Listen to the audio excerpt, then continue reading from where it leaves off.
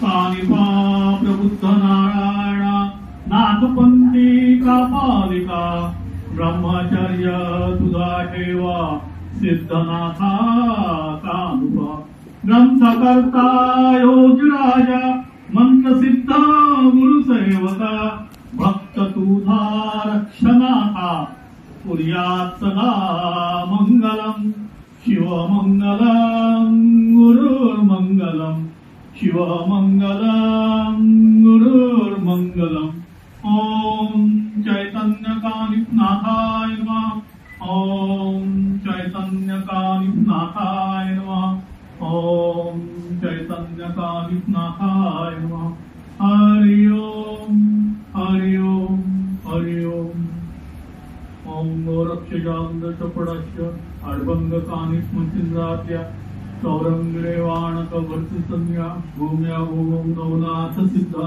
हरि ओम ओम श्री स्वामी समर्थ ओम श्री स्वामी समर्थ ओम श्री स्वामी समर्थ स्वामी स्वामी हरि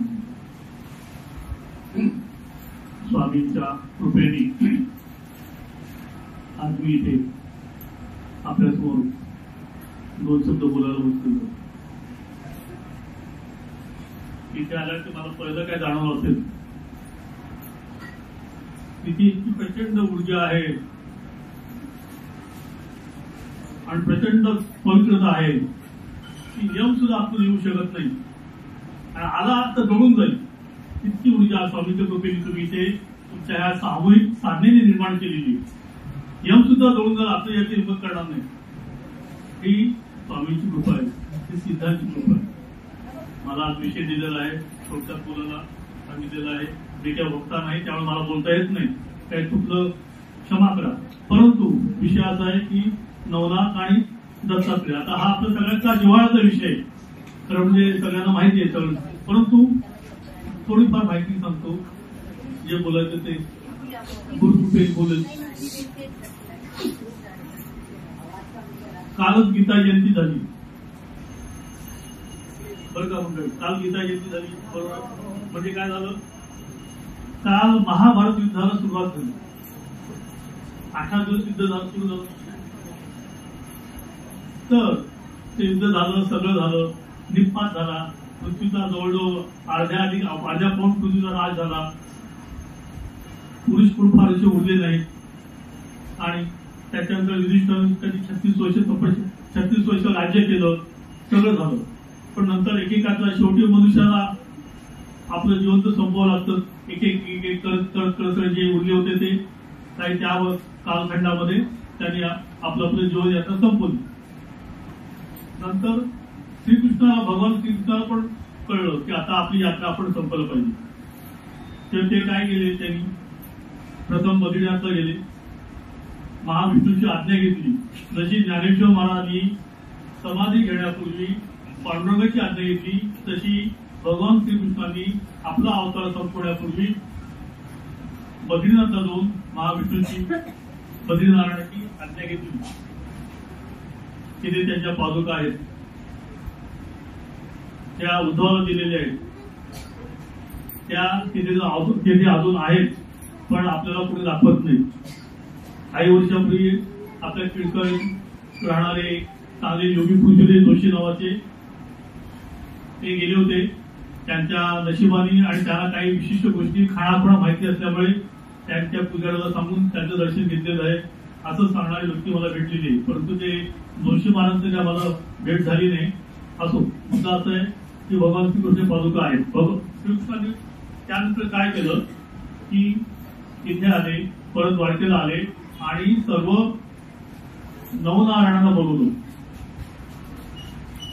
जे पूर्वीचे त्याचे अवतार होते सर्व झालेले विष्णूचे, त्या सर्व नवनारायणांना बोलवलं आपल्या राज दरबारात आणि बोलवण्याचं प्रयोजन सांगितलं की मी तुम्हाला का बोलवले. आता कलियुगाला सुरुवात झालेली आहे आणि पुढचा काळ हा सर्वसामान्य माणसासाठी, माझ्या भक्तांसाठी अत्यंत खडतर आणि त्रासाचा आहे.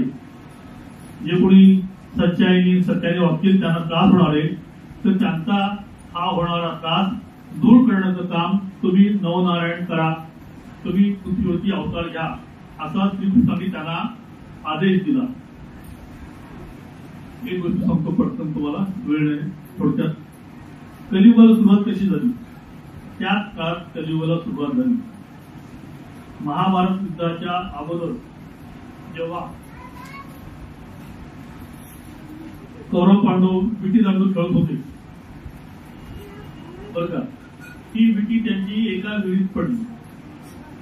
त्यांना ते काढता येई नाही. तेवढ्यात नेमके पुढे आले कोण? द्रोणाचार्य, महान तपस्वी आणि महान अधिकारी पुरुष, महान धनुर्धर, घरातून तासून आलेले होते. लक्षात घ्या, घरी बायकोशी भांडण झालेलं होतं.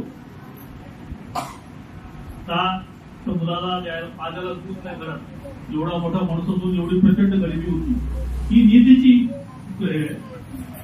आणि ते असे चालत चालत नेमके त्या जवळ आले आणि विचारलं मुलाला, काय रे मुलाला काय झालं? म्हणजे आमची भीती पडली. मग काय झालं? नाही आम्हाला काढता येते, खूप खोल आहे, आम्ही जाऊ शकत नाही. एवढंच ना, सोपी गोष्ट आहे.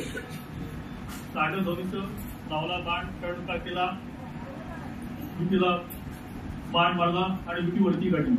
मोठा चमत्कार होता तो. पण ते महाधुरंधर धनुर्धर होते आणि त्यांना हे शक्य होतं. सर्व मुलं आश्चर्यचकित झाली. त्यांना विनंती केली, तुम्ही आमच्या राजवाड्यात या, आम्ही राजकुमार आहोत. ते हो बोलले आणि गेले. त्याने त्यांना विनंती केली की तुम्ही आम्हाला शिकवा, तुम्ही आमचे गुरु आहात.